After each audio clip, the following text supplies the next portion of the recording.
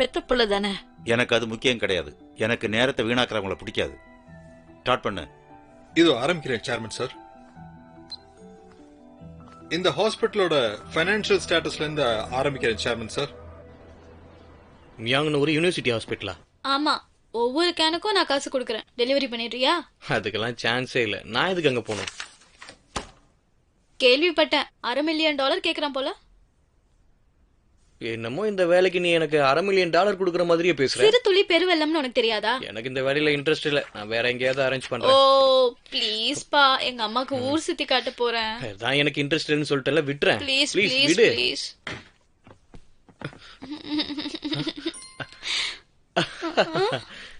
Hi. Hi. Hello aunty. சரி, நான் ஹாஸ்பிட்டலுக்கு போறேன். சரி, எங்க கூட்டிட்டு போறேன் அவங்கள?